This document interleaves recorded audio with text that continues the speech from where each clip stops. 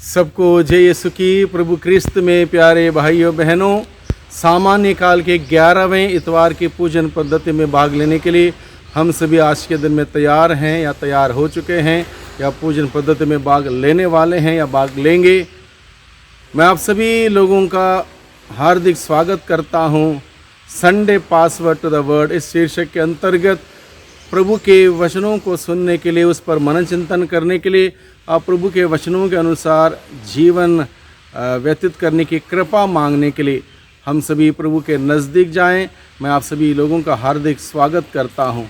प्यारे भाइयों बहनों, आज के पहले पाठ, दूसरे पाठ और सुसमाचार में से 7 अलग अलग बिंदुओं को लेकर मैं आप सभी लोगों के साथ वचन को बांटना चाहता हूं, शेयर करना चाहता हूं। मेरा आशा और उम्मीद है कि ये 7 बिंदु जो मैं आपके सम्मुख रख रहा हूं, ये निश्चित रूप से आपको व्यक्तिगत रूप से और आपको पारिवारिक रूप से, आपके एक समुदाय के रूप से आपको फ़ायदेमंद होगा। प्रभु का वचन को समझने के लिए, उसकी गहराई में जाते हुए उसके मिठास को अनुभव करने के लिए ये निश्चित रूप से एक प्रकार से आपके लिए एक लाभदायक हो सकता, मेरा विश्वास है, उम्मीद है। इसलिए मैं आप सबों के सम्मुख आज के दोनों पाठ और सुसमाचार में से 7 अलग अलग बिंदुओं को लेकर मैं आपके साथ शेयर करना चाहता हूँ। सबसे पहला बिंदु है, हमारा ईश्वर तरस खाने वाला ईश्वर है। प्रभु यीशु को लोगों को देखकर तरस आया। तरस यानी कि compassion, he had compassion on people. यहाँ पर इस बात को समझने की ज़रूरत है भाइयों बहनों। हम हमारे दिन प्रतिदिन के जीवन में लोगों के साथ हम जीते हैं, उठते हैं, बैठते हैं, जाते हैं, आते हैं, कार्यकलाप करते हैं और दूसरे लोगों के बारे में कहीं बातें हमें समझ में आती हैं। कौन कैसा है, कैसा नहीं है, किसका क्या स्वभाव है, किसका क्या मनोभाव है, किसका क्या विचारधारा है। ये सारे बातों को जानने के बाद हम लोग दूसरों के साथ व्यवहार करते हुए कैसे व्यवहार करते हैं, उस व्यक्ति को जैसे मैं उसको जानता हूँ, उस दृष्टिकोण से मैं देखता हूँ, उस भावनाओं से देखता हूँ, या उस एक प्रकार की उस दृष्टि से मैं लोगों को देखता हूँ। आप प्रभु की बात देखिए।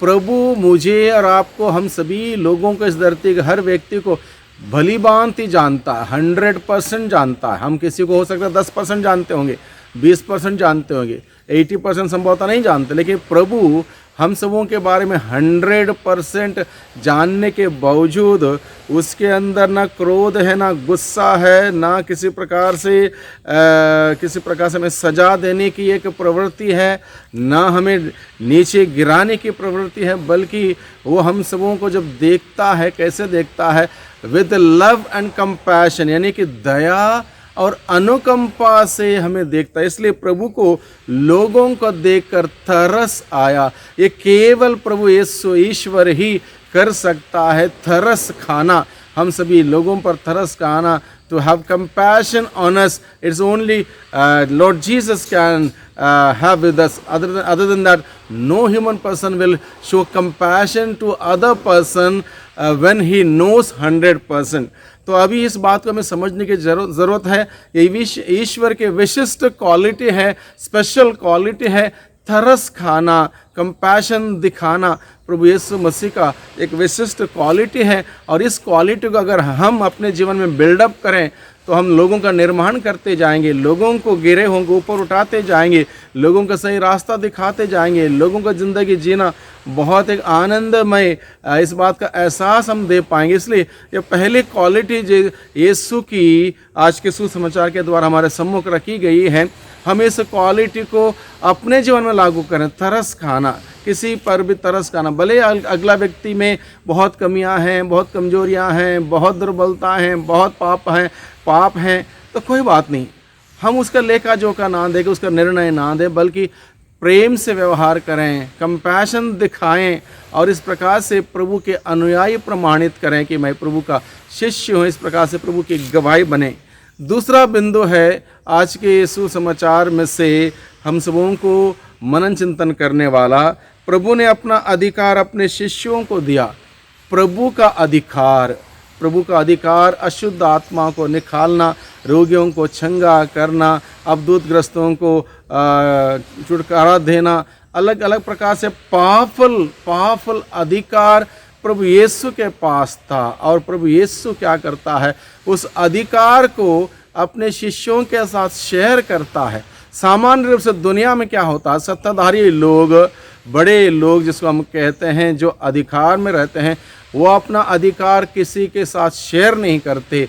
वो किसी भी कीमत में अपना अधिकार अपने हाथ में रखना चाहते हैं। इस प्रकार से दूसरों पर अधिकार जताना चाहते हैं। प्रभु यीशु मसीह की क्वालिटी देखिए, वो अपना अधिकार, अपना पावर शेयर करता है अपने शिष्यों के साथ, क्योंकि वो अपने शिष्यों को वो कहता, मैं तुम्हें मित्र कहता हूँ, यानी कि मित्रता का व्यवहार करते अपना अधिकार अपने शिष्यों के साथ प्रभु यीशु मसीह शेयर करता है। एक विशिष्ट क्वालिटी है प्रभु यीशु मसीह की, हम इस क्वालिटी को अपनाएं। हमारे पास भी हो सकता है अलग अलग स्तर में हम लोग हैं, अपने अपने अधिकार हम निभा रहे हैं या जिम्मेदारी निभा रहे हैं। जब दूसरों के साथ उसको शेयर करेंगे, दूसरों के साथ बांटेंगे, दूसरों को हमारे इस प्रकार के कार्यकलाप में एक हिस्सेदार हम बनाएंगे, तो कितना अच्छा होगा। अगले व्यक्ति को लगेगा कि अपनापन, आत्मीयता और एक प्रकार से एनकरेजमेंट जब लगेगा, वहाँ पर बढ़ोतरी होगी, वहाँ पर ग्रोथ होगा, वहाँ पर निर्माण होगा,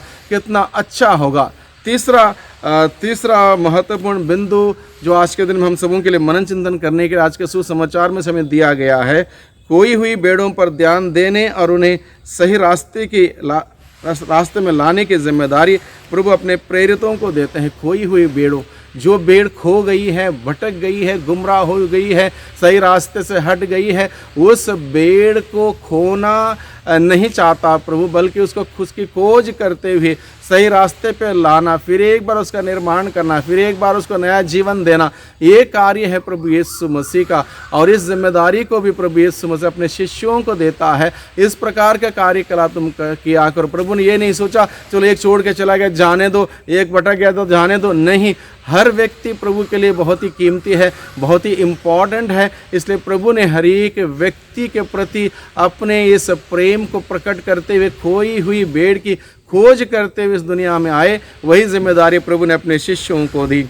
और चौथा बिंदु है स्वर्ग राज्य की शिक्षा प्रदान करने तथा उसका अनुभव दिलाने प्रभु ने अपने शिष्यों को दिया। स्वर्ग राज्य की शिक्षा, यानी कि स्वर्ग राज्य की शिक्षा। दुनिया की शिक्षा से लोग शिक्षित हैं, लोगों के पास आज के दिन में डिग्रियां हैं, डिप्लोमा है, नौकरी है, पैसा है, बंगला है, गाड़ी है, सब सारी सुविधाएं हैं, लेकिन ये सारी चीज़ें मनुष्य को स्वर्ग की ओर नहीं ले जाता, अनंत जीवन की ओर नहीं ले जाता। इसलिए प्रभु अपने शिष्यों को सिखाता है, स्वर्ग राज्य की शिक्षा देता है, और ये शिक्षा दूसरों को देने के लिए कहता है, ताकि लोग इस दुनिया के 4 दिन की ज़िंदगी में विनाश ना हो, बल्कि 4 दिन की ज़िंदगी ऐसा व्यतीत करें जिससे कि उसके बाद वो अनंत जीवन का स्वर्गीय जीवन उन्हें मिले। इस बात का एक विशेष वरदान प्रभु आज के वचनों के द्वारा हम सबों को प्रदान करता है। और 5वीं बात है, प्रभु यीशु हमारे पापों के लिए मरते हुए हमारे प्रति वह अपनी मित्रता प्रदर्शित करता है, यानी कि प्रभु यीशु मसीह हमारे पापों के लिए मरे, पापों की सज़ा भोगी, और इस प्रकार से मित्रता का एक व्यवहार हम सबों के साथ प्रभु यीशु मसीह प्रदर्शित करता है। इस प्रकार से प्रभु चाहता है हम भी दूसरों के लिए त्याग तपस्या करें, दूसरों के लिए तकलीफ उठाएं, दुख उठाएं, परेशानी उठाएं, ताकि दूसरों का उत्थान हो, दूसरों का निर्माण हो और लोग आगे बढ़ें। इस प्रकार के कार्य के लिए प्रभु हम सबों को आज के दिन में हिदायत देता है। और छठवीं बात है ईश्वर हम सबों को अपने निजी प्रजा बनाकर हम सबों का ख्याल रखता है, यानी कि हम सबों को अपनी निजी प्रजा बनाता है, जो कि हम आज के पहले पाठ में सुनते हैं। हम सबों को अपनी निजी प्रजा के रूप में अपनाता है और हमारा ख्याल रखता है, हमें बचाने के लिए अलग अलग प्रकार के तौर तरीके अपनाता है, क्योंकि वह ईश्वर हम सबों से बेहद प्यार करता, वह नहीं चाहता है कि हम गुमराह हो जाएं, भटक जाएं, खो जाएं, पथभ्रष्ट हो जाएं, वो नहीं चाहता। वो चाहता है उस ईश्वर को जाने माने, उसकी आराधना करें, उसकी सेवा करें, उस ईश्वर पर निर्भर रहें और अपने जीवन में खुशहाली बरकरार रखने में हम सभी निरंतर आगे बढ़ते रहें। प्रभु यही चाहता है। और सातवीं बात है प्रभु ही चरवाहा है जो हमें अनंत जीवन की ओर ले चलता है। प्रभु हम सबों को आज के सुसमाचार के द्वारा, वचनों के द्वारा ये सिखाता है, वो ही चरवाहा है जो भेड़शाला का द्वार है, जो हमें स्वर्ग की ओर ले जा सकता है। इसलिए उस प्रभु पर भरोसा रखते हुए, उसके वचन को सुनते हुए, उसके अनुसार चलते हुए, उस प्रभु का अनुसरण करने के लिए प्रभु का निमंत्रण है हम सबों के लिए। भाइयों बहनों, प्रभु के सुंदर वचनों के लिए, संदेश के लिए प्रभु को धन्यवाद दें। आज के दिन में हम प्रार्थना करें, इस वक्त प्रभु ने सुंदर तरीके से हम सबों को अपने संदेश हम सबों को प्रदान किया है। हम प्रार्थना करें। सर्वशक्तिमान पिता परमेश्वर, धन्यवाद दें आज के दिन के लिए, आज के वचनों के लिए। आज के दिन में प्यारे प्रभु जी, आपने हम सबों पर तरस खाया, हम सबों को आपका अधिकार हमें दिया और स्वर्ग राज्य के शिक्षा दी। इस दुनिया के जीवन के बाद अनंत जीवन के बारे में हम सबों को बताया। और प्रभु आपने हम सबों को याद दिला, आप ही चरवाहा जो हम सबों की देखरेख करते हुए हमें स्वर्ग की ओर ले चलने वाले हैं। हम आपको धन्यवाद देते हैं। आपकी शिक्षा को ग्रहण करने, उसके अनुसार जीने के लिए हमें शक्ति सामर्थ्य प्रदान कीजिए। दुआ करते हैं उद्धारकर्ता यीशु मसीह के नाम से, आमीन।